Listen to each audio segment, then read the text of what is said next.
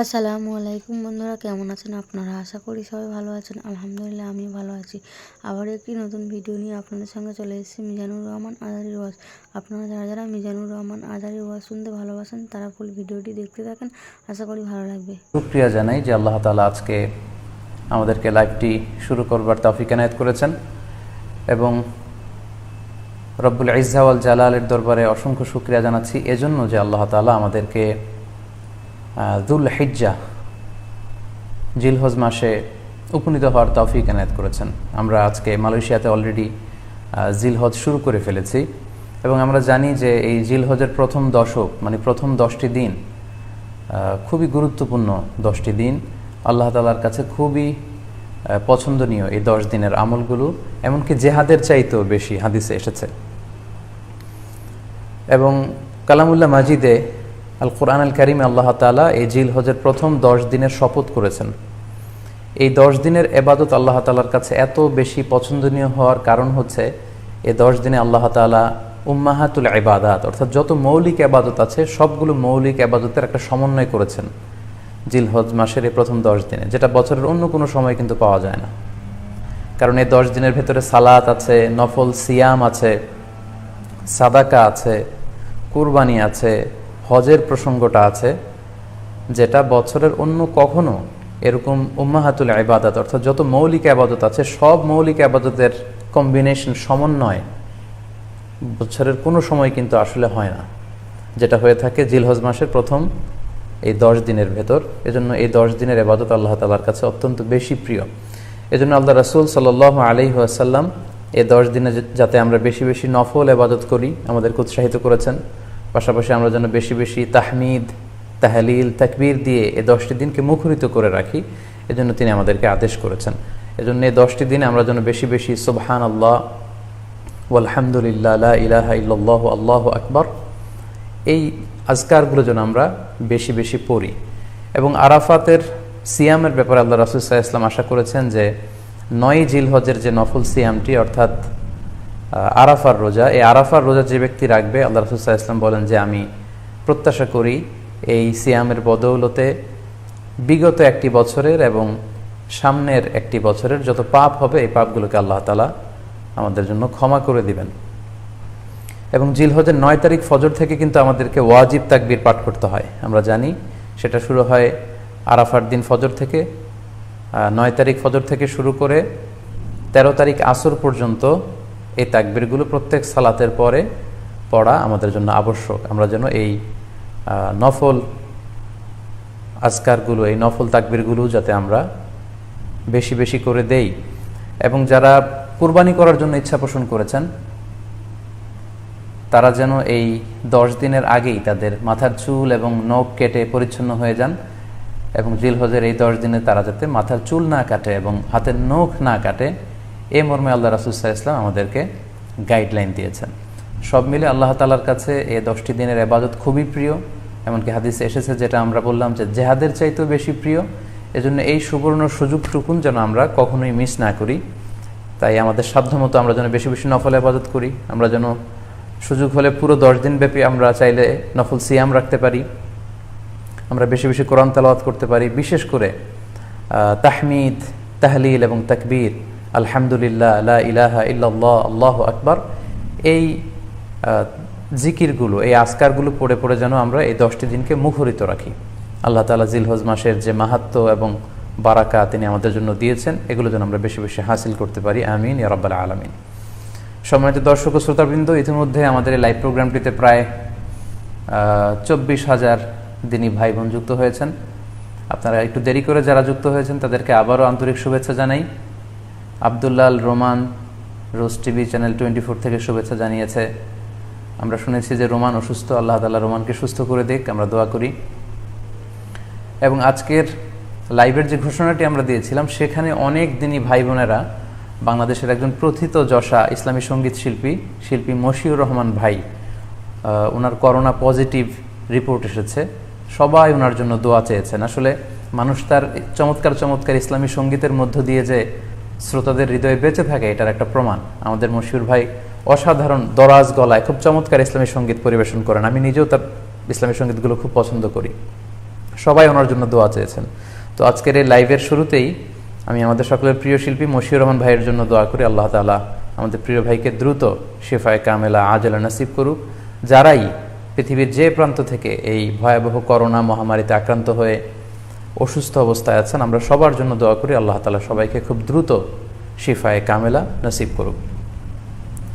সম্মানিত শুধু আমি রিকোয়েস্ট করব আপনারা এই লাইভটি শেয়ার করে দিবেন, যাতে করে আপনাদের অন্যান্য ফেসবুক বন্ধুরা আজকের লাইভের এই আলোচনাটি থেকে উপকৃত হতে পারে।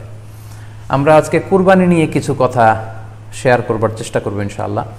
কুরবানির প্রসঙ্গটা আসলেই আমাদের স্মৃতির মানসপটে আমাদের ইব্রাহিম আলাইহিস সালাম এবং ইসমাইল আলাইহিস সালামের যে কুরবানি, ওনাদের যে আত্মত্যাগ, এই দৃশ্যপটটি কিন্তু আমাদের চোখের সামনে ভেসে ওঠে। আমরা জানি যে ইব্রাহিম আলাইহিস সালাম আল্লাহ তাআলা সন্তুষ্টির জন্য স্বীয় পুত্র ইসমাইল আলাইহিস সালামকে কুরবানি করতে চেয়েছিলেন, এবং সেই প্রসঙ্গ থেকেই কিন্তু আমরা প্রতি বছর জিলহজের 10 তারিখে কুরবানি করে থাকি।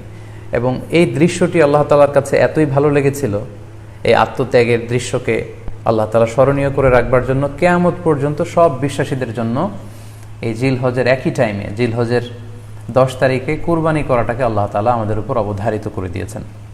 এই বিষয়টি সূরাতুস সাফফাতের 105 নম্বর আয়াতে আল্লাহ তাআলা এভাবে ইরশাদ করছেন, ফালাম্মা বালাগা মাআহু সা'য়া ক্বালা ইয়া বুনাইয়া ইন্নী আরা ফিল মানামি আন্নী আযবাহুক ফানজুর মাযা তারা।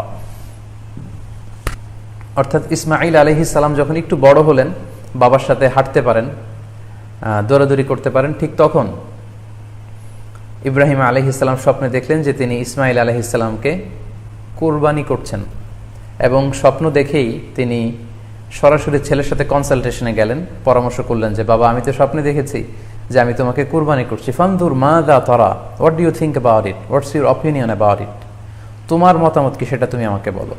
তখন সাইয়েদনা ইসমাঈল আলাইহিস সালাম অত্যন্ত সাহসিকতার সাথে বলিষ্ঠ একটি জবাব দিয়েছিলেন, সেটাও আল্লাহ তাআলা কোরআনে সরাসরি কোট করেছেন। তিনি বলেছিলেন, ক্বালা ইয়া আবাতি ফাআল মা তু'মার সাতাজিদুনি ইনশাআল্লাহু মিনাস সাবিরিন। অর্থাৎ, হে আমার সম্মানিত পিতা, আপনি যেমনটি স্বপ্নে দেখেছেন, আল্লাহ তাআলা আপনাকে যেমন আদেশ করেছে আপনি ঠিক তেমনটিই করুন, আপনি ভয় পাবেন না, ইনশাআল্লাহ আপনি আমাকে ধৈর্যশীলদের অন্তর্ভুক্ত পাবেন।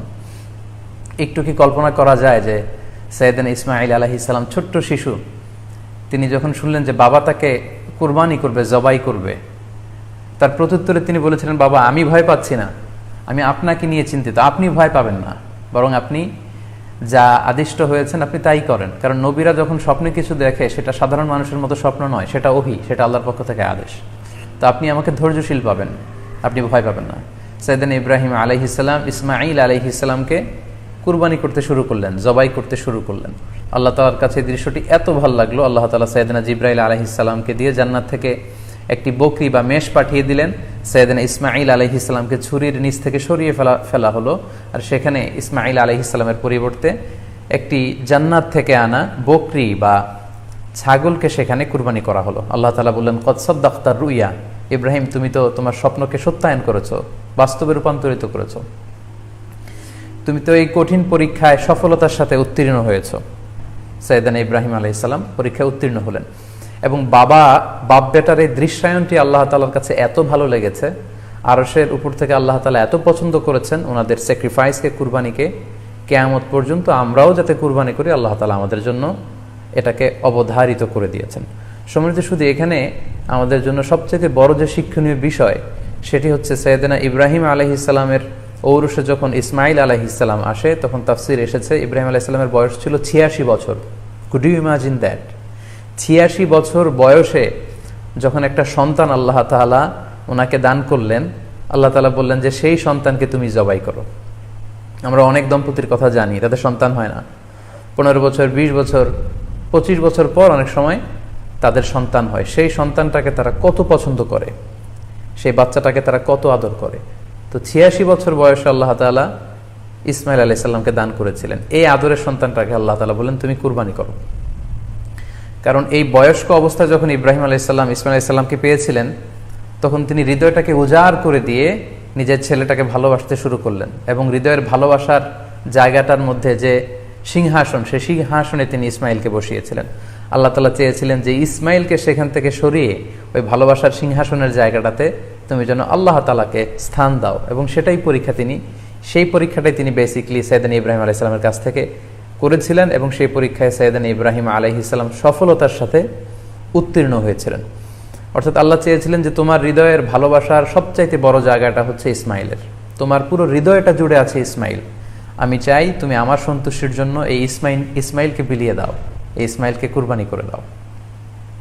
সম্মানিত শুধু এই স্টোরিটা থেকে আমাদের জন্য শিক্ষা হচ্ছে যে সাইয়েদনা ইব্রাহিম আলাইহিস সালামের হৃদয়ের সবচাইতে পছন্দনীয় বিষয়টা ছিল ইসমাইল। তিনি ইসমাইল আলাইহিস সালামকে, নিজের ছেলেকে বেশি পছন্দ করতেন।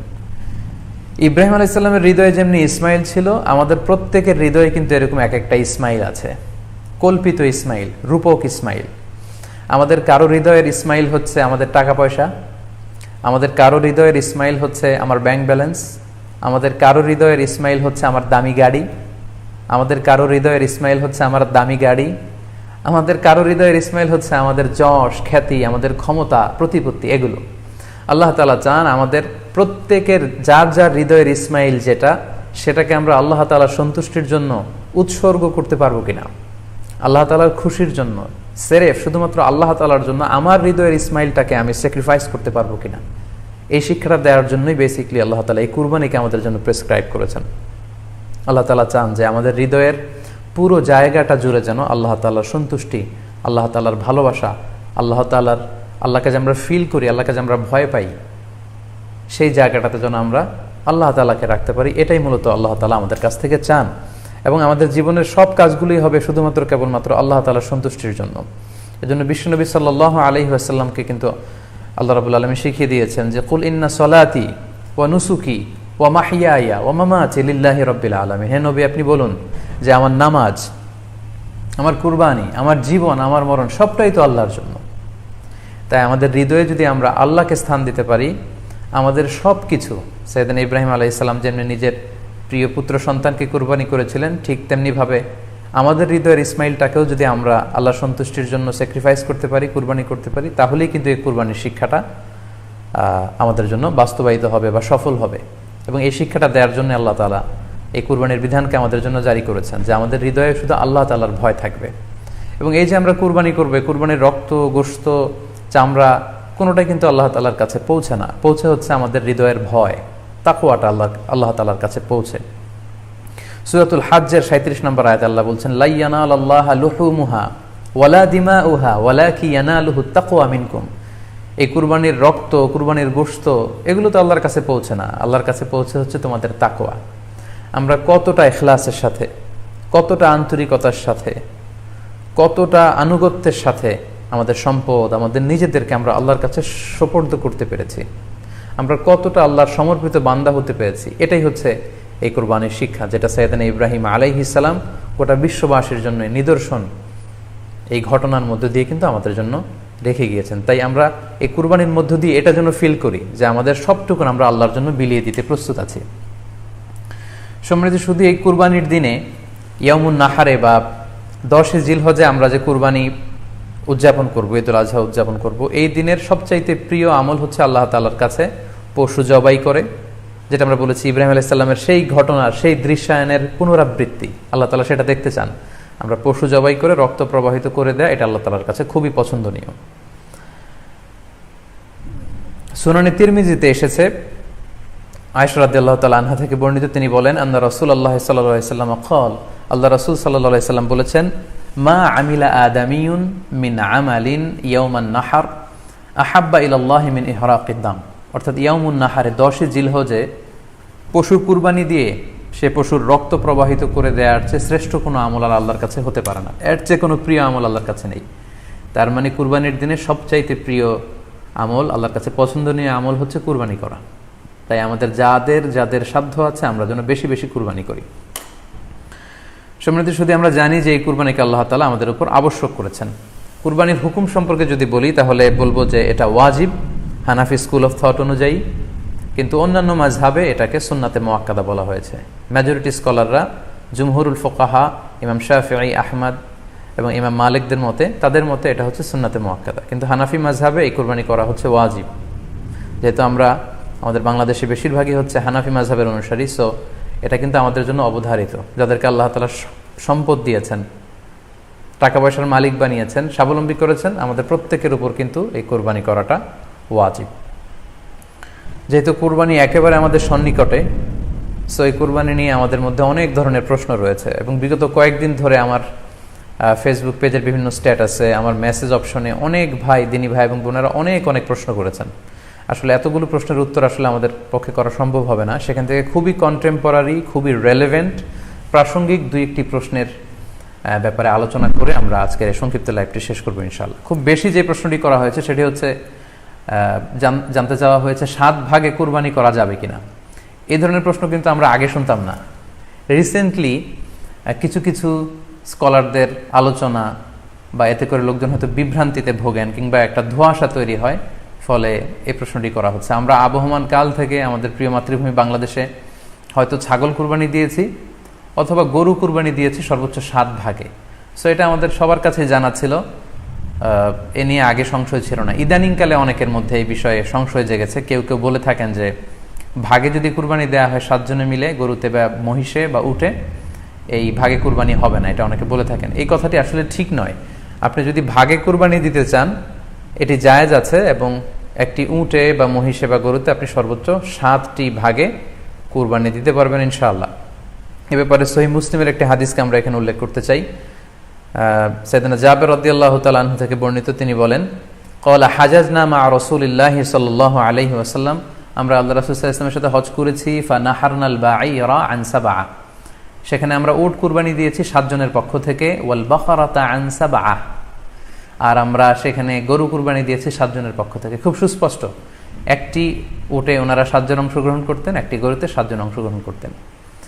তো এই হাদিসের আলোকে অনেকে বলে থাকেন যে এটি হজের সময়, সফরের সময়, কিন্তু মুকিম অবস্থায় 7 ভাগে দেয়া যায় না। আসলে এই কথাটিও ঠিক নয়, কারণ সুনানে আবু দাউদের আরেকটি হাদিসে এসেছে যেখানে আল্লাহ রাসূল সাল্লাল্লাহু আলাইহি ওয়াসাল্লাম সুস্পষ্ট বলেছেন, সেখানে হজ বা কোনো সফরের উল্লেখ নেই। সেটা হচ্ছে জেনারেল স্টেটমেন্ট, অর্থাৎ আল বাকারাতু আন সাবআ, গরুতে সর্বোচ্চ 7 অংশ দিয়ে কুরবানি দেয়া যায়। ওয়াল জাযুরু আন সাবআ, আর উটের ক্ষেত্রেও সর্বোচ্চ 7 অংশ দিয়ে কুরবানি দেয়া যায়। তো এই হাদিস, দ্বিতীয় যে হাদিসটি উল্লেখ করলাম, এটা হচ্ছে জেনারেল স্টেটমেন্ট। সেখানে সফর, মুকিম কোনো কথা বলা হয়নি। ইন জেনারেলি বলা হয়েছে যে উটে 7 ভাগ দেয়া যায়, গরুতে 7 ভাগ দেয়া যায়। সো আমরা যারা ভাগে কুরবানি দিচ্ছি, 7 জন মিলে একটি গরু, আপনারা নিঃসন্দেহে সানন্দ চিত্তে নিশ্চিন্তে কুরবানি দিতে পারেন। সহিহ হাদিসের আলোকে এটি সাব্যস্ত, এতে কোনো সমস্যা নেই ইনশাল্লাহ। তবে ভাগে কুরবানিতে কিংবা যৌথ কুরবানিতে কয়েকটি বিষয় আমাদেরকে খেয়াল রাখতে হবে। নাম্বার 1 হচ্ছে নিয়ত। আপনাদের ইন্টেনশনটা ক্লিয়ার হতে হবে।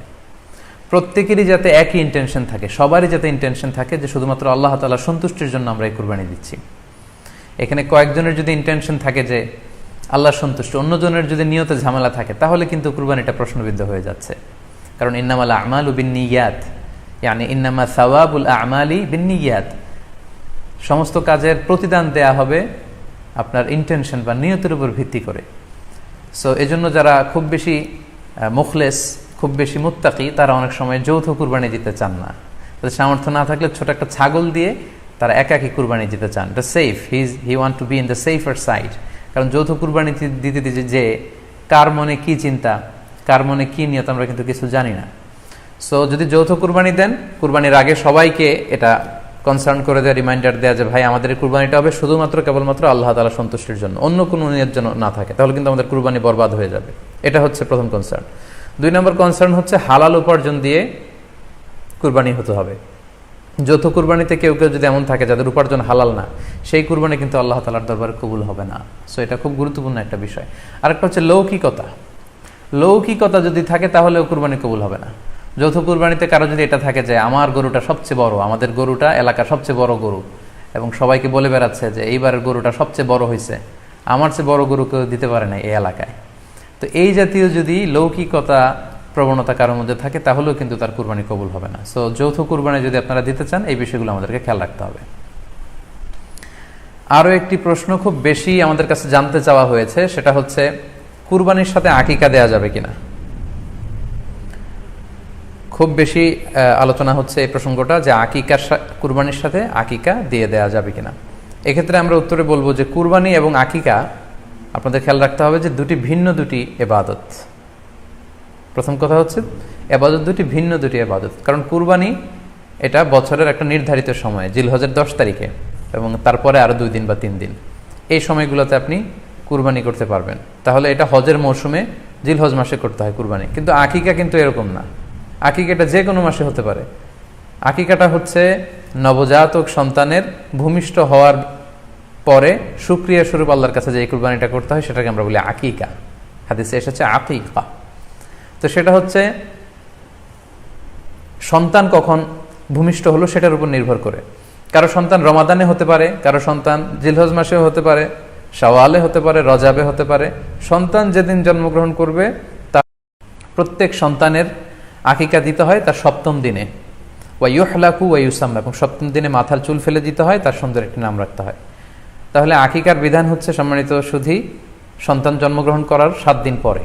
আমরা বুঝতে পারলাম আল্লাহ রাসূল সাল্লাল্লাহু আলাইহি ওয়াসাল্লামের ভাষ্য অনুযায়ী, কথা অনুযায়ী, কওল অনুযায়ী। এবার যদি আমরা আল্লাহ রাসূল সাল্লাল্লাহু আলাইহি ওয়াসাল্লামের আমল দেখি, ওনার ব্যক্তিগত আমল কি ছিল, সেক্ষেত্রে আমরা সহিহ ইবনে হিব্বানের একটি হাদিস উল্লেখ করব, যেটিকে ইবনে হাজার আল আসকালানি উনি ওনার ফাথুল বারিতে সহিহ হিসেবে উল্লেখ করেছেন। আয়েশা রাদিয়াল্লাহু তাআলা আনহার বর্ণনা, তিনি বলেন যে আক্কা রাসূলুল্লাহ সাল্লাল্লাহু আলাইহি ওয়াসাল্লাম আনিল হাসানি ওয়াল হুসাইনি ইয়াউমা সাবিঈ ওয়া সাম্মাহুমা।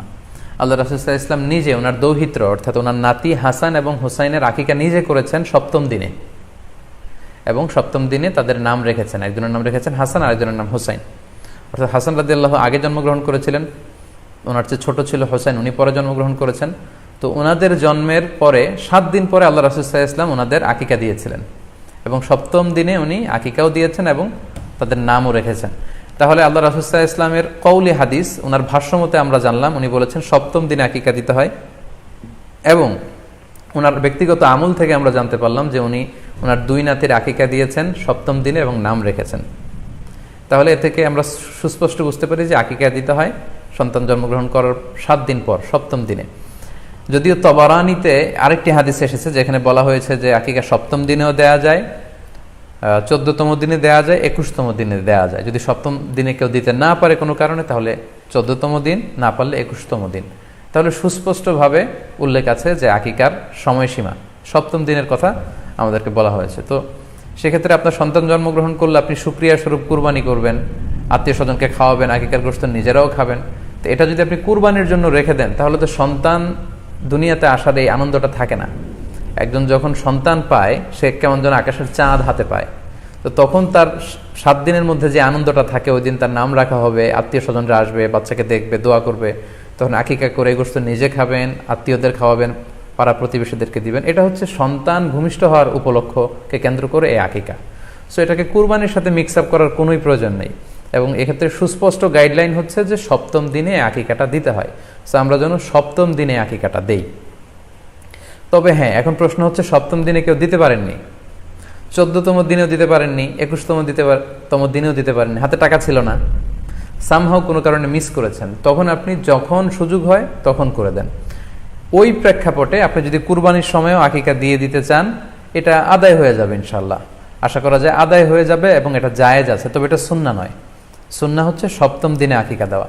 পাশাপাশি গরু দিয়ে, মহিষ দিয়ে, উট দিয়ে আকিকা দেওয়াও কিন্তু সুন্নাহ নয়। আকিকা দেওয়া সুন্নাহ হচ্ছে ছাগল দিয়ে। হ্যাঁ, গরুর 7 ভাগে 1টি ভাগ কুরবানির সাথে যদি আপনি আকিকা দিতে চান, আকিকা আদায় হয়ে যাবে, এটা জায়েজ আছে, কিন্তু এটা সুন্নাহ নয়। সুন্নাহসম্মত হচ্ছে আকিকা 7ম দিনে দেয়া এবং ছাগল দিয়ে দেয়া। ছেলের ক্ষেত্রে 2টি ছাগল, মেয়ের ক্ষেত্রে 1টি ছাগল। আশা করি কুরবানির সাথে আকিকার প্রসঙ্গটি আপনাদের কাছে ক্লিয়ার হয়েছে। সম্মানিত সুধী, এবার আমরা শুনবো আরও একটি most asked question in this corona period, COVID-19 outbreak period. সেটা হচ্ছে, এই করোনা পরিস্থিতিতে কুরবানি না দিয়ে কুরবানির টাকা দান করে দিলে ওই সওয়াব পাওয়া যাবে কিনা। এই প্রশ্নগুলোও কিন্তু আমরা আগে শুনতাম না। রিসেন্ট সময়ে, গত কয়েক বছর আগে আমরা খেয়াল করেছি যে তারকা জগতের কিছু লোক বা নাটক সিনেমা জগতের কিছু লোক এরকম ঘোষণা দিয়েছে যে আমরা টাকা বন্যার্ত লোকদেরকে দিয়ে দিলাম, আমরা কুরবানি দেব না। তো ওনাদেরকে আল্লাহ এত টাকা দিয়েছেন, ওনারা বন্যার্ত লোকদেরকেও সহায়তা করতে পারেন, আবার কুরবানিও করতে পারেন। সো একটা দিয়ে আরেকটা হবে না। আপনি যদি টাকা দান করে দেন, এটা সাদাকার সওয়াব হবে, কিন্তু কুরবানির সওয়াব কিন্তু আপনি পাবেন না। আল্লাহ রাসূল সাল্লাল্লাহু আলাইহি ওয়াসাল্লাম বলেছেন, কুরবানি করলে যেই প্রাণীটার কুরবানি করা হলো, ওই প্রাণী তার শিং নিয়ে, তার গায়ের পশম নিয়ে, পায়ের খুরগুলো নিয়ে কিয়ামতের ময়দানে দাঁড়াবে। সো এই সওয়াব থেকে কিন্তু আপনি বঞ্চিত হয়ে গেলেন। তাই এ ব্যাপারে সুস্পষ্ট কথা হচ্ছে, আপনি যদি কুরবানির টাকা দান করে দেন, দানের সওয়াব হবে, কিন্তু কুরবানির সওয়াব হবে না, এবং কুরবানির এই ওয়াজিব বিধানটিও কিন্তু আদায় হবে না। আপনার উদ্দেশ্য ভালো, কিন্তু আপনার পদ্ধতিতে সমস্যা। আপনার উদ্দেশ্য হচ্ছে যে বন্যা দুর্গত মানুষ, সাতক্ষীরাতে বা আশেপাশের জেলাগুলোতে বন্যায় মানুষ না খেয়ে মারা যাচ্ছে, আমি টাকাগুলো দান করে দেই, তাহলে বেশি তারা উপকৃত হবে। আমি বলবো যে আপনার যদি সামর্থ্য থাকে, সেক্ষেত্রে আপনি বন্যার্ত লোকদেরকে দানও করেন, পাশাপাশি কুরবানিও করেন, দুই জিনিস। অথবা আপনি যদি শুধু কুরবানি করতে চান, সেটাও আপনি করতে পারেন। আপনি কুরবানি করবেন, এতে করে কিন্তু আপনি যে দান করতে চান, আপনার এই পারপাসটাও কিন্তু সার্ভ হবে। কিন্তু কুরবানির টাকা দান করে দিলে কখনো কুরবানি আদায় হবে না। আপনি যদি কুরবানি করেন, এক্ষেত্রেও কিন্তু দরিদ্র জনগোষ্ঠীর বিশাল স্বার্থ এখানে আছে, কারণ বছরের একটা দীর্ঘ সময় ধরে এই সুবিধাবঞ্চিত মানুষগুলো কিন্তু আমিষের অভাবে তারা ভোগে, পুষ্টিহীনতায় ভোগে। তারা এমনও অনেক ফ্যামিলি আছে বছরে শুধু এই কুরবানির সময়, এই মৌসুমটাতে তারা কিছু গোশত খেতে পারে। সো তাদের মধ্যে আপনি কুরবানি করে এই গোশত বিতরণ করতে পারেন। সো এই কোভিড-19 পিরিয়ডে আমাদের উচিত বেশি বেশি কুরবানি করা, কুরবানি করে এই অভুক্ত মানুষদের ঘরে ঘরে কুরবানির গোশত পৌঁছে দেয়া। তাহলে আপনি কুরবানির মাধ্যমে কিন্তু এই গোশত বিতরণ করে তাদের সহায়তা করতে পারলেন। পাশাপাশি যারা খামারি আছে, আপনি কুরবানি করলে এই তাই খামারিদের এই ব্যবসা প্রসেসেও কিন্তু আপনি অংশগ্রহণ করলেন। আপনি তাদের ব্যবসাতে, আল্লাহ তাআলা সুদকে হারাম করেছেন, ব্যবসাকে হালাল করেছেন, তাহলে ব্যবসার মতো একটা চমৎকার কাজেও আপনি সহায়তা করলেন কুরবানির মধ্য দিয়ে। আরও একটা গুরুত্বপূর্ণ বিষয় হচ্ছে, আমাদের গ্রাম বাংলায় কিন্তু আমাদের অনেক গরিব লোকজন আছে বা মা বোনেরা আছে, যারা সারা বছর ব্যাপী ছাগল পালে এই আশায় যে কুরবানির সময় ছাগলটাকে বিক্রি করবে, অথবা গরু পালে। গ্রামগঞ্জে অনেক পরিবার আছে যে বছর শেষে কুরবানির সময় আসলে তারা এটা ভালো দামে বিক্রি করবে এবং সেই টাকা দিয়ে সারা বছর চলবে। সো আপনি যদি কুরবানি করেন, তাহলে ওই প্রান্তিক জনগোষ্ঠীকেও কিন্তু সহায়তা করা হলো। পাশাপাশি কুরবানির এই সময়গুলোতে হাজার হাজার কসাইদের একটা জীবিকার ব্যবস্থা হয়। তারা গরু জবাই করে, চামড়া খোলে, গোশত কাটে। তো এই কুরবানির দিনগুলোতে কিন্তু হাজার হাজার কসাইদের হালাল জীবিকার একটা ব্যবস্থা হয়। কসাইরা কিন্তু কোটিপতি হয় না। সো আপনি এই কুরবানির প্রসেসটাকে যদি আরো বেশি প্রমোট করেন, তাহলে এই কসাইদেরও কিন্তু একটা রিজিকের ব্যবস্থা হচ্ছে। আরো ইন্টারেস্টিংলি, কুরবানির যে চামড়া, পশুর যে চামড়া, এই চামড়াগুলো কিন্তু ইয়াতিমের হক, গরিবদের হক। সো আপনি কুরবানির চামড়া বিক্রি যদি করে দেন, চামড়া চাইলে আপনি ব্যবহার করতে পারেন, অথবা বিক্রি করলে এটা কিন্তু ইয়াতিমখানাতে, মাদ্রাসাগুলোতে, অভাবী মানুষদেরকে এই দামটা কিন্তু দিয়ে দিতে হয়। ফলে কুরবানির এই চামড়া থেকে কিন্তু মাদ্রাসাগুলো বা ইয়াতিম ছাত্রছাত্রীরা উপকৃত হচ্ছে। তাহলে এখানে অনেক বিষয় জড়িত। যদিও বর্তমান সময়ে চামড়া শিল্প ধ্বংস করার একটা বিশাল পায়তারা চলছে, চামড়ার দাম পড়ে যাচ্ছে। তো আমরা যদি কুরবানি না দিই, আমাদের চামড়া শিল্প হুমকির মুখে পড়বে। এবং এই যে হাজার হাজার মাদ্রাসা এবং এতিমখানা আছে, যাদের একটা বড় ইনকামের বা আয়ের উৎস হচ্ছে কুরবানির সময় এই চামড়ার টাকা। সো মানে with all this discussion, it seems that through sacrifice you can contribute more. আপনি যদি কুরবানি করেন এবং এটা যদি বেশি বেশি করেন, তাহলে আপনি যে চাচ্ছেন অসহায় মানুষদেরকে সহায়তা করতে, এটা আরো বেশি বেশি করা হলো, বেশি বেশি করা হলো। তাদেরকে গোশত বিতরণ করে আপনি সহায়তা করলেন, খামারিদেরকে ব্যবসার ক্ষেত্রে সহযোগিতা করলেন, গ্রামের যে নারীরা ছাগল পাললো, গরু পাললো, তাদের সহায়তা করলেন, কসাইদের হালাল জীবিকার জন্য সহযোগিতা করলেন, মাদ্রাসার ইয়াতিম ছাত্রদেরকে আপনি সহায়তা করলেন। সো আমি বলবো যে কখনো এই ভুল সিদ্ধান্ত নেবেন না যে কুরবানির টাকা আমি দান করে দেবো। না, আপনি কুরবানি করবেন, এতে আপনার কুরবানির ওয়াজিবও আদায় হবে, গরিবদেরকে সহযোগিতাও করা হবে। সেক্ষেত্রে যদি আপনি স্বাস্থ্য ঝুঁকি মনে করেন এই করোনা পরিস্থিতিতে, সেক্ষেত্রে আপনি সরাসরি হাটে যেতে না চাইলে অনলাইনে গরু ক্রয় করতে পারেন। গতকাল আমি কয়েকটি বিশ্বস্ত সংস্থা বা ফাউন্ডেশনের নাম উল্লেখ করেছি আমার পেজে, যারা এই কুরবানির সার্ভিসটা দিচ্ছে। তারা বিশ্বস্ত, আপনারা তাদের কাছে টাকা পাঠিয়ে আপনি কয় ভাগে কুরবানি দিচ্ছেন জানাতে পারেন, আপনার নাম্বার দিয়ে রাখতে পারেন। তারা কুরবানির দিন, কুরবানির শেষে আপনাকে SMS করে জানিয়ে দিবে যে আপনার কুরবানি হয়েছে, আপনার কুরবানি আদায় হয়ে গেল। অনেকে না বুঝে অনেক বিরূপ মন্তব্যও করেছেন গতকালের স্ট্যাটাসটিতে। আসলে যে এই সংস্থাগুলোর কথা আমি উল্লেখ করেছি, তাদের সাথে সরাসরি আমার কোনো সম্পৃক্ততা নেই, বরং এটা জনকল্যাণমূলক একটা কাজের অংশ হিসেবেই মূলত আমি অল্টারনেটিভ একটা সহজ পদ্ধতি, যারা হাটে যেতে চান না, গোশত বন্টন করা এবং করোনা পরিস্থিতির কারণে স্বাস্থ্য ঝুঁকি মনে করে যারা কুরবানি একেবারে দিতেই চাচ্ছেন না, তারা যেন এই ভুলটি না করেন, বরং অন্তত এই সংস্থাগুলোর কাছে টাকা পাঠিয়ে তারা যেন তাদের ওয়াজিব কুরবানির বিধানটি পালন করেন, এজন্য মূলত এই স্ট্যাটাসটি দেওয়া হয়েছিল। আরও একটি সহজ পদ্ধতি আছে, সেটা হচ্ছে যারা শহুরে জীবনযাপন করছেন, শহরে আছেন, তারা চাইলে কিন্তু আপনার গ্রামের আত্মীয় স্বজনদের কাছে আপনার টাকা পাঠিয়ে দিয়ে কুরবানি আদায় করতে পারেন। টাকা পাঠিয়ে দিলে তারা আপনার পক্ষ থেকে ছাগল বা গরু কিনে কুরবানি করে তারা গোশত খেয়ে উপকৃত হলো, আশেপাশের গরিব আত্মীয় স্বজনদের মধ্যে বিতরণ করে এই কুরবানির প্রক্রিয়াটা আদায় হলো। এটাও খুব সহজে কিন্তু করা যেতে পারে। আর কুরবানির ক্ষেত্রে প্রতিনিধিত্ব জায়েজ আছে, অন বিহাফ অফ ইউ, অন্য কেউ আপনার পক্ষ থেকে কুরবানি করতে পারবে, আপনি টাকা দিয়ে দিলেই হলো। আর যারা হাটে যে নিজে দেখে শুনে গরু ছাগল কিনে এনে নিজে কুরবানি করে সব ব্যবস্থাপনা করতে পারবেন, আয়োজন করতে পারবেন, সেটা সবচাইতে ভালো। সেটা তো নূরুন আলা নূর, এটা নিয়ে কোনো কথা নেই। তবে সেক্ষেত্রে এই করোনা পরিস্থিতিতে হাটে যাওয়া, কুরবানি করা, সেক্ষেত্রে পরিপূর্ণভাবে স্বাস্থ্যবিধি মেনে চলতে হবে এবং সর্বোচ্চ সতর্কতার পরিচয় আমাদেরকে দিতে হবে, যাতে করে কুরবানিকে কেন্দ্র করে এই রোগের এই মহামারী যাতে আরো বেশি করে আমাদের মাঝে ছড়িয়ে পড়ার কোনো সুযোগ না পায়। আশা করি কুরবানির টাকা দিয়ে দিলে কুরবানি আদায় হবে কিনা এই ব্যাপারটি আপনারা বুঝতে পেরেছেন। এবার আমরা আসি, আরেকটি প্রশ্ন আমাদের কাছে খুব বেশি এসেছে, সেটা হচ্ছে কুরবানির পশু অনলাইনে ক্রয় করা যাবে কিনা। খুবই রেলেভেন্ট একটি কোশ্চেন, যেহেতু এখন অনেকেই হাটে যেতে চাচ্ছেন না করোনা পরিস্থিতির কারণে। অনলাইনে আমরা অনেক কেনাকাটা করি, ফলে অনলাইনে কুরবানির পশুটা ক্রয় করা যাবে কিনা, এটা হচ্ছে প্রশ্ন। এক্ষেত্রে উত্তর হচ্ছে জি, অন্যান্য জিনিস আপনি যেমনি অনলাইনে ক্রয় করেন সেগুলো যেমনি জায়েজ, অনুরূপভাবে অনলাইনে কুরবানির পশুও ক্রয় করা জায়েজ। বিভিন্ন ডেইরি ফার্ম আছে, অ্যাগ্রো ফার্ম আছে এবং বিভিন্ন গরু ছাগলের খামার আছে। তারা কিন্তু আমি দেখলাম যে বিক্রয়.com না রকমারি.com আমি দেখলাম যে তারা গরুর অ্যাড দিচ্ছে, গরুর ভিডিও সেখানে আপলোড করে দিচ্ছে, সেখানে তাদের ক্লায়েন্টরা সেটা দেখে তারা গরু ক্রয় করছে। যে এটা জায়েজ আছে ইনশাল্লাহ। আপনারা যদি স্বাস্থ্য ঝুঁকির কারণে গরুর হাটকে অ্যাভয়েড করতে চান, ওখানে যেতে না চান, আপনারা চাইলে অনলাইনে পশু ক্রয় করতে পারবেন।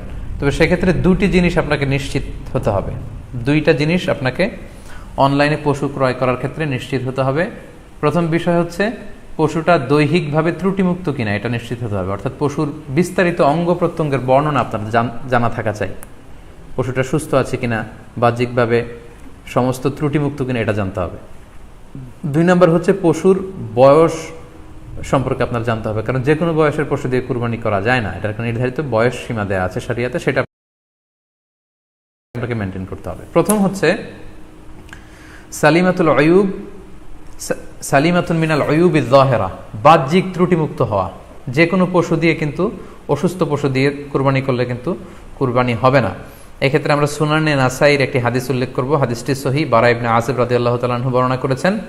আল্লাহ রাসূল সাল্লাল্লাহু আলাইহি ওয়াসাল্লাম বলেছেন, লা ইয়াজুজু মিনাদ দাহায়া আল আওরাউল বাইয়িনু আওরুহা, এমন পশু দিয়ে কুরবানি হবে না যেই পশুটা সুস্পষ্টভাবে অন্ধ কানা কোনো পশু দিয়ে কুরবানি হবে না।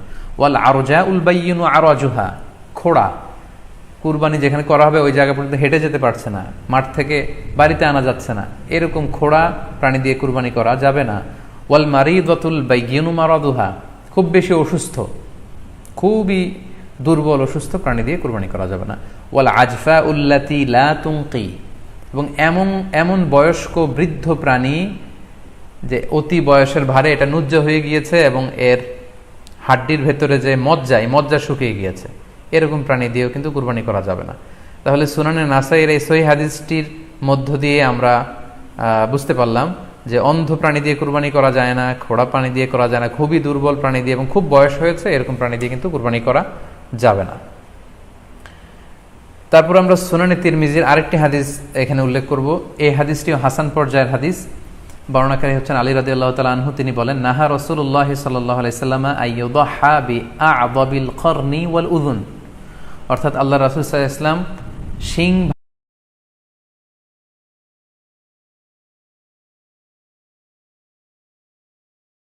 ভাঙা এবং কান কাটা এরকম প্রাণী দিয়ে কুরবানি করতে নিষেধ করেছেন। অর্থাৎ ব্রোকেন হর্নস অ্যান্ড ইয়ার্স, কোনো পশুর যদি শিং দুটো ভাঙা থাকে অথবা কান কাটা থাকে, এরকম প্রাণী দিয়ে কুরবানি করলে কুরবানি আদায় হবে না। পশুর কানের ব্যাপারে আরও সুস্পষ্ট হাদিস এসেছে সুনানে তিরমিজিতে, এটিও হাসান পর্যায়ের হাদিস। বর্ণনাকারী সাইয়েদনা আলী রাদিয়াল্লাহু তাআলা আনহু, তিনি বলেন যে নাহা রাসূলুল্লাহ সাল্লাল্লাহু আলাইহি ওয়াসাল্লাম আইয়ুদহা বিমুকাবালা আও মুদাবারা আও শারকা আও খরকা আও জাদআ, অর্থাৎ আল্লাহ রাসূল সাল্লাল্লাহু আলাইহি ওয়াসাল্লাম মুকাবালা মানে এমন প্রাণী যে প্রাণীর কানের সামনের অংশ কাটা, এরকম প্রাণী দিয়ে কুরবানি করা যাবে না। আও মুদাবারা এমন প্রাণী যে প্রাণীর কানের পেছনের অংশ কাটা, সেটা দিয়ে কুরবানি করা যাবে না। আও শারকা অথবা কানের মাঝখানে কাটা, দুই দিক ঝুলে আছে, করা যাবে না। আও খরকা অথবা কানের ভেতরে ছিদ্র, পশুর কানে যদি ছিদ্র থাকে, কেটে যে ছিদ্র হয়ে গিয়েছে, ড্রিলড হয়ে গিয়েছে, সেই প্রাণী দিয়ে কুরবানি করা যাবে না। আও জাদাহা অথবা নাক কাটা, এরকম প্রাণী দিয়ে কুরবানি করা যাবে না।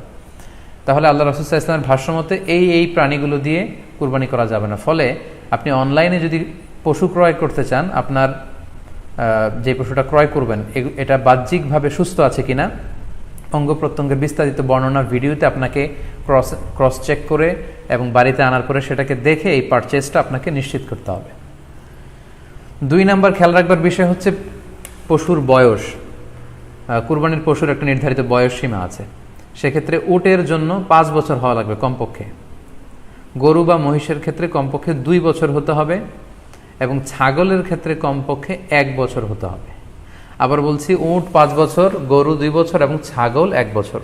তবে মেষ বা ভেড়া, দুম্বা এগুলো যদি 6 মাসের হয়, দেখতে যদি মোটা সোটা হয়, 1 বছরের মতো মনে হয়, তাহলে সেগুলো দিয়েও কুরবানি করা যাবে। সেক্ষেত্রে পশুর যে দাঁত আছে, নিচের পাটির যে পশুর দাঁত, এই দাঁতগুলোর পাশে 2টা ধারালো দাঁত থাকে, এগুলো উঠেছে কিনা এগুলো দেখে দেখে আপনারা পশুর বয়সকে নির্ণয় করতে পারবেন। তাহলে অনলাইনে ক্রয়ের ক্ষেত্রে আমাদের উত্তর হচ্ছে যে অনলাইনে আপনি পশু ক্রয় করতে পারবেন।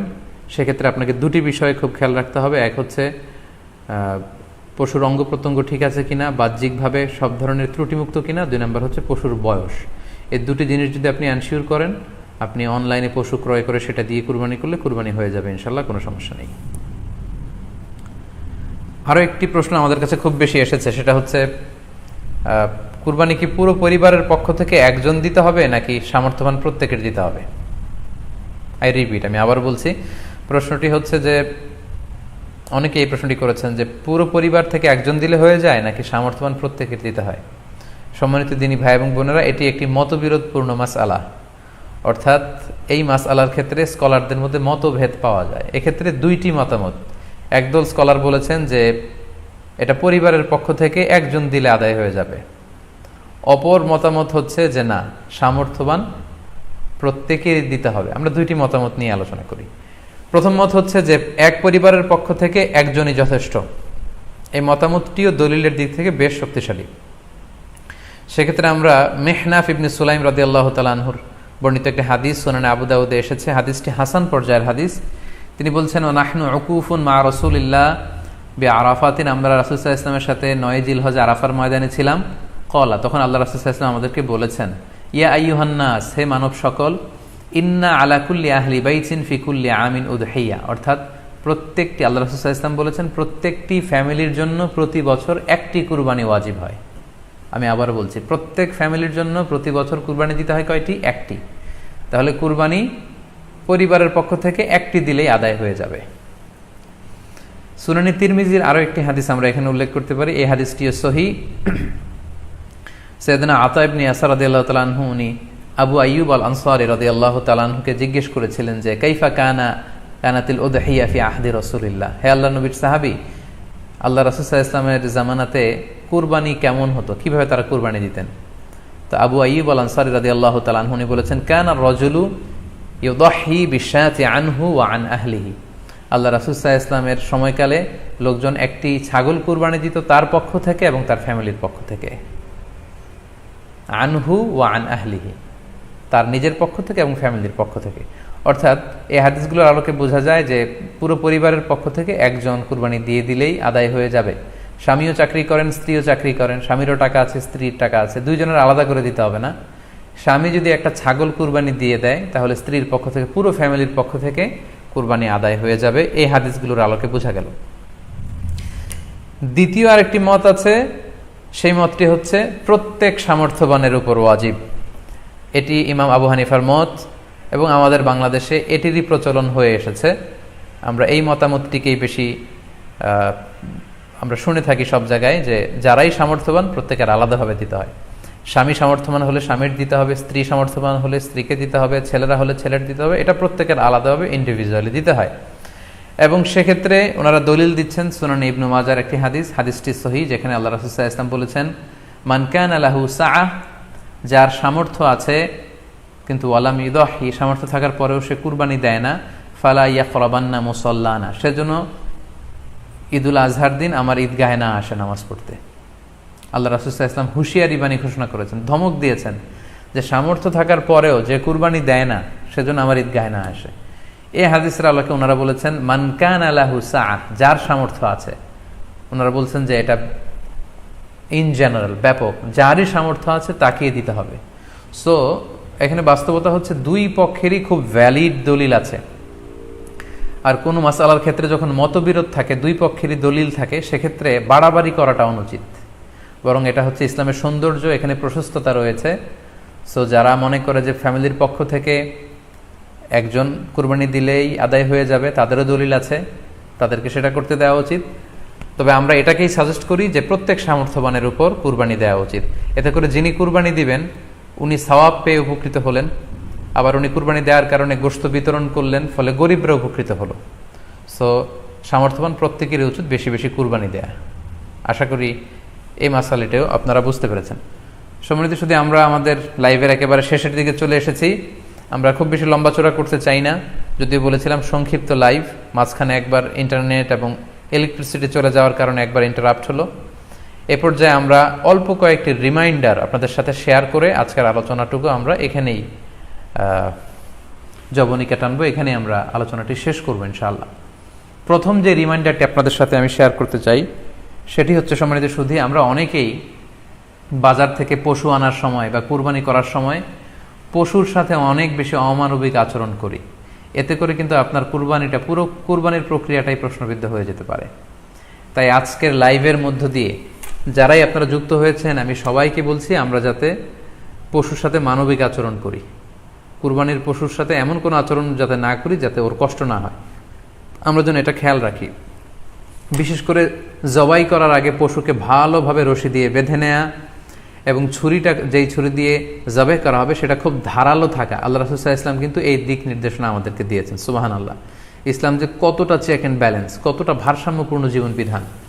আল্লাহ রাসূল সাল্লাল্লাহু আলাইহি ওয়াসাল্লাম সহিহ মুসলিমের বর্ণনায় তিনি বলছেন, ইযা যাবাহতুম ফাআহসিনু যিবহা, তোমরা যখন জবাই করবে সেখানেও তোমরা ইহসান করো। কেননা আল্লাহ তাআলা সব জায়গায় ইহসানকে অবধারিত করেছেন। আমরা জীবনে যাই করব না কেন সেটা ইহসানের সাথে করতে হবে। তো পশুটাকে কিন্তু আমি জবাই করব, স্লটার করব। আল্লাহ রাসূল সাল্লাল্লাহু আলাইহি ওয়াসাল্লাম বললেন, যখন স্লটার করবে, জবাই করবে, তখনও সেটার প্রতি ইহসান করে তোমরা জবাই করো না। ওয়া ইযা যাবাহতুম ফাআহসিনু যিবহা, সেক্ষেত্রেও তোমরা সফট হার্টেড হও, সেটাকে ইহসানের সাথে জবাই করো। কিভাবে ইহসানের সাথে জবাই করবে? ওয়ালিউহিদ্দা আহাদুকুম শাফরাতাহু ওয়ালিউরিহ যাবিহাতাহু, তোমরা তোমাদের ছুরিটা খুব বেশি করে ধারালো করে নাও, যাতে করে খুব স্মুথলি স্লটারিংটা হয়ে যায়, খুব স্মুথলি কুরবানিটা তাড়াতাড়ি হয়ে যায়, যাতে প্রাণীটার কষ্ট না হয়। আমরা প্রায়ই আমাদের ব্যাখেয়ালে বা অবহেলাবশত কুরবানির পশু ট্রাক থেকে নামানো, হাট থেকে নিয়ে আসা, এমনভাবে আমরা কুরবানির পশুর সাথে ট্রিট করি, এতে করে কিন্তু অনেক অমানবিক আচরণ আমাদের দ্বারা প্রকাশ পেয়ে যায়। সো আমরা যদিও এটাকে জবাই করব, আমরা যেন ইহসানের সাথে জবাই করি, এই বিষয়টা যেন আমরা খেয়াল রাখি। এটা হচ্ছে প্রথম রিমাইন্ডার। দ্বিতীয় রিমাইন্ডার হচ্ছে, আমাদের দেশে প্রায় এটা ঘটে, জবাই করার পরে অনেক কসাইরা তাড়াতাড়ি এই পশুটার দেহ থেকে প্রাণ বের হয়ে যাওয়ার জন্য ছোট ছুরি দিয়ে জবাই করা প্রাণীটার গলার মধ্যে খোঁচা মারতে থাকে, গলায় বারবার খোঁচা মারতে থাকে। এটা কিন্তু ঠিক না। স্পাইনাল কর্ডে যদি আপনি জবাই করার পরে বারবার খোঁচা মারেন, তাহলে কিন্তু এই প্রাণীটার অপমৃত্যু হতে পারে, অর্থাৎ এটা স্বাভাবিক কোনো মৃত্যু নয়। স্বাভাবিক মৃত্যু হচ্ছে জবাই করে দেয়া, এবং ইসলাম এটাকে আমাদের জন্য বৈধ করেছেন। আমরা জানি যে পাশ্চাত্যে গরুর মাথায় বুলেট মারা হয়, অথবা ইলেকট্রিক্যাল শক দিয়ে ওটাকে হত্যা করা হয়, অথবা ভারী কোনো লোহার হাতুড়ি দিয়ে গরুর মাথায় আঘাত করে সেটাকে মারা হয়। কিন্তু ইসলাম এগুলোকে নিষেধ করেছে। ইসলামের বিধান হচ্ছে স্লটারিং করা, আপনি জবাই করে দিবেন। সেক্ষেত্রে আমার মনে হয় 10 থেকে 15 মিনিট যদি আমরা একটু ওয়েট করি, গরুর দেহ থেকে সবগুলো রক্ত কিন্তু বের হয়ে যাবে, ফলে এটার গোশতটা উপাদেয় হবে আমাদের জন্য। কিন্তু আমরা যদি তাড়াহুড়ো করে, বিশেষ করে অনেক কসাই ভাইরা রুহটা যাতে তাড়াতাড়ি বের হয়ে যায়, প্রাণটা যাতে তাড়াতাড়ি বের হয়ে যায়, জবাইয়ের পরে আবার ছোট ছুরি দিয়ে স্পাইনাল কর্ডে খোঁচা মারতে থাকে, এটা কিন্তু ঠিক না। এতে করে যেটা হয়, এটা স্বাভাবিক মৃত্যু হয় না, বরং অপমৃত্যু হয়ে থাকে। আমরা যখন কুরবানি করি তখন প্রাণীটার শ্বাসনালী এবং কণ্ঠনালী কেটে যায়, এবং তারপরে রক্তনালী, যেটাকে ইংরেজিতে বলে জুগুলার ভেইন, এই জুগুলার ভেইনটা যখন কেটে যায় তখন কিন্তু প্রাণীটা আর ব্যথা পায় না। গবেষণায় দেখা গিয়েছে যে যদিও আমরা দেখি যে প্রাণীটা খুব ছটফট করে, লাফালাফি করে, কিন্তু আসলে সে ব্যথা পায় না। জুগুলার ভেইন যখন কেটে ফেলে তখন ব্রেইন তাকে স্পাইনাল কর্ডের মাধ্যমে হার্টে সিগন্যাল দেয় আরও বেশি পাম্প করার জন্য, আরও বেশি রক্ত পাঠানোর জন্য। ফলে দেহের সবগুলো রক্ত গলার ওই কাটা জায়গা দিয়ে কিন্তু বের হয়ে যায়। কিন্তু ওই মুহূর্তে আপনি যখন ছোট ছুরি নিয়ে এটার স্পাইনাল কর্ডে খোঁচাখুচি করতে শুরু করেন তখন কিন্তু এটার অপমৃত্যু ঘটে, এটার স্ট্রোক হতে পারে, এটা হার্ট অ্যাটাক করে মারা যেতে পারে। তাহলে সেটা কিন্তু স্বাভাবিকভাবে জবাইয়ের মধ্যে দিয়ে মৃত্যুবরণ করলো না, বরং হার্ট অ্যাটাক করে বা স্ট্রোক করে সেটা মারা গেল। তখন কিন্তু আপনার কুরবানিটা প্রশ্নবিদ্ধ হয়ে যেতে পারে। তো এই জন্য আমি সকলের কাছে অনুরোধ করব, আপনারা তাড়াহুড়ো না করে 10 থেকে 15 মিনিট একটু ওয়েট করেন জবাহের পরে, এটাকে স্বাভাবিকভাবে, ন্যাচুরালি, প্রাকৃতিকভাবে এটা রুহুটা বের হতে দিন। তা না হলে আমাদের কুরবানি কিন্তু প্রশ্নবিদ্ধ হয়ে যেতে পারে। 3 নম্বর রিমাইন্ডার হচ্ছে, আমাদের বাংলাদেশের অনেক জেলায় আমরা হিন্দু মুসলমান একসাথে থাকি। আমার কাছে নিউজ এসেছে যে অনেক জায়গায় অনেকে হিন্দুদের মন্দিরের সামনে কুরবানির গরু জবাই করে। এটা ঠিক না, কারণ আমরা জানি যে ওরা এই গরুর পূজা করে থাকে। সো আমরা এমন কিছু করব না যেটা ওদেরকে খুব বেশি কষ্ট দিবে। সো অনেকে শুনেছি যে উস্কানিমূলকভাবে তারা একটু দেখিয়ে দিতে চায় বা তাদের উপর প্রতিশোধ নিতে চায়, এরকম করে অনেক সময় হিন্দুদের বিভিন্ন গ্রামে মন্দিরের সামনে এই কুরবানির ব্যবস্থাপনা করা হয়। আমি বলবো যে আমরা এটা যাতে না করি। আমরা হিন্দুদের যে উপাসনালয় আছে, আমাদের হিন্দু ভাইদের উপাসনালয়গুলোকে স্কিপ করে এমন জায়গায় কুরবানি করব যাতে করে তাদের এই দৃশ্য দেখা না লাগে, এবং তাদের এবাদতগাহের সামনেও যাতে আমাদের এরকম পরিস্থিতি তৈরি করতে না হয়। আমরা যাতে সাম্প্রদায়িক সম্প্রীতি আমাদের আবাদতের মধ্য দিয়ে বজায় রাখতে পারি, এবং কোনো ধরনের উস্কানিমূলক কর্মকাণ্ডে যেন আমরা কখনোই যুক্ত না হই। 4 নাম্বার এবং সবচাইতে গুরুত্বপূর্ণ পয়েন্ট হচ্ছে, জি খেয়াল করে শুনুন, আপনাকে বলছি, 4 নাম্বার পয়েন্ট হচ্ছে যে জবাইয়ের স্থান এবং বর্জ্য কুরবানির পরে এটাকে নিজ দায়িত্বে পরিচ্ছন্ন করুন। আই রিপিট, আমি আবার বলছি, যেখানে আপনি কুরবানি করলেন সেটাকে এবং এই যে বর্জ্য ময়লা, এটা নিজ দায়িত্বে আপনি ক্লিন করুন। সিটি কর্পোরেশনের ভাইয়েরা সরকারি তত্ত্বাবধানে সারা বাংলাদেশের এই সব বর্জ্য আসলে পরিষ্কার করা সম্ভব না। জরিপে এসেছে যে 50 লক্ষ গরু জবাই করা হয় প্রত্যেকটা কুরবানির ঈদে। তো সেক্ষেত্রে আমাদেরকে দায়িত্বশীল হতে হবে। কুল্লুকুম রাঈন ওয়া কুল্লুকুম মাসউলুন আন রাইয়াতিহি। আল্লাহ রাসূল সাল্লাল্লাহু আলাইহি ওয়াসাল্লাম বলেছেন, তোমরা প্রত্যেকে দায়িত্বশীল, আর তোমাদের প্রত্যেকের দায়িত্বের ব্যাপারে কিয়ামতের ময়দানে আল্লাহ তাআলা কিন্তু তোমাদেরকে জিজ্ঞেস করবে। তাই আমরা যেন নিজ দায়িত্বে এই কুরবানির করার স্থান এবং বর্জ্য যেন পরিষ্কার করি। ব্লিচিং পাউডার দিয়ে বেশি করে পানি মেরে আমরা যেন পরিষ্কার পরিচ্ছন্ন রাখি, কারণ আত-তুহুরু শাতরুল ঈমান, পরিষ্কার পরিচ্ছন্নতা এটা হচ্ছে ঈমানের অঙ্গ। এই বিষয়টা জানে আমরা খুব গুরুত্বের সাথে নেই, এবং নিজ নিজ কুরবানি আমরা যেখানে দিলাম সেই জায়গাটা যেন আমরা পরিষ্কার করি। বিশেষ করে বিভিন্ন সংস্থা যারা অনেক অনেক কুরবানি করবেন, ভলান্টিয়ারলি বিভিন্ন কুরবানি করে কুরবানির গোশত বিতরণ করবেন, আপনারা এরকম ভলান্টিয়ারলি ক্লিনলিনেস ক্যাম্পেইন করতে হবে, যাতে কোনো ধরনের রক্ত, ময়লা, বর্জ্য, আবর্জনা না থাকে। এই ব্যাপারটাকে যেন আমরা খেয়াল রাখি। সর্বশেষ হচ্ছে, অনেকে জিজ্ঞেস করেন যে ফ্রিজে রাখা যাবে কিনা। জি, কুরবানির গোশত ফ্রিজে রাখা যাবে। ইবনে আব্বাস রাদিয়াল্লাহু তাআলা আনহুর মত অনুযায়ী 3 ভাগ করা উত্তম, তবে এটা আবশ্যক নয়। আপনি 1 ভাগ নিজে খাবেন, 1 ভাগ আত্মীয় স্বজন প্রতিবেশীদের দিবেন, আরেক ভাগ গরিব দুঃখীদের মাঝে বন্টন করে দিবেন, এটা উত্তম, কিন্তু এটা আবশ্যক নয়। পুরো গোশত যদি আপনার লেগে যায় আপনি ভোগ করতে পারেন, আর যদি আপনার কাছে অতিরিক্ত গোশত থাকে এটা আপনি আত্মীয়দের দান করুন, গরিব আত্মীয়দের আপনি উপহার দিন, গরিব মিসকিনদের, সুবিধা বঞ্চিত মানুষদেরকে আপনি এগুলো দান করুন। কারণ সূরাতুল হজ্জের 28 নম্বর আয়াতে আল্লাহ তাআলা বলেছেন, ফাকুলু মিনহা ওয়া আত'ইমুল বাঈসাল ফাকির, তোমরা কুরবানির এই গোশত নিজেরাও খাও এবং অভাবী লোকদেরকে দাও। এবং সহিহ বুখারীতে আল্লাহ রাসূল সাল্লাল্লাহু আলাইহি ওয়াসাল্লামের একটি বর্ণনা, আল্লাহ রাসূল সাল্লাল্লাহু আলাইহি ওয়াসাল্লাম বলেছেন, কুলু ওয়া আত'ইমু ওয়াদাখিরু, অর্থাৎ কুরবানির গোশত তোমরা খাও, ওয়া আত'ইমু মানে অন্যদের খাওয়াও, ওয়াদাখিরু এবং তোমরা এটাকে প্রিজার্ভ করে রাখো বা জমা করেও রাখতে পারো। অর্থাৎ আপনি চাইলে ফ্রিজে রাখতে পারবেন, আপনি পরবর্তীতে খেতে চাচ্ছেন আপনি রাখতে পারবেন ইনশাআল্লাহ।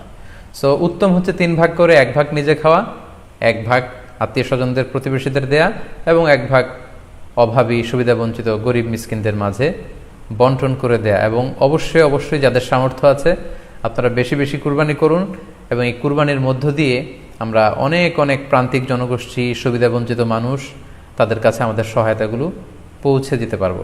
সম্মানিত সুধী, আপনাদের সবাইকে আবারও শুকরিয়া জানাই। দীর্ঘ সময় নিয়ে আপনারা আমাদের লাইভ প্রোগ্রামটিতে জয়েন করেছেন। এখনও দেখা যাচ্ছে প্রায় 22,700 দিনী ভাই বোন আমাদের লাইভটি শুনছেন। আপনাদের সবাইকে আবারও আন্তরিক শুভেচ্ছা এবং অভিনন্দন। আমরা কামনা করি যে আল্লাহ তাআলার কাছে আমরা ফরিয়াদ করি জিলহজ মাসের প্রথম 10 দিনের যে বারাকা রাহমা, আমরা যেন নফল আবাদত করে করে বেশি বেশি তাকবীর তাহলিল দিয়ে এই দিনগুলো যেন মুখরিত রাখতে পারি, বেশি বেশি নফল আবাদত করতে পারি, নফল রোজা রাখতে পারি। বিশেষ করে অবশ্যই আরাফার দিনের রোজা যাতে আমরা মিস না করি।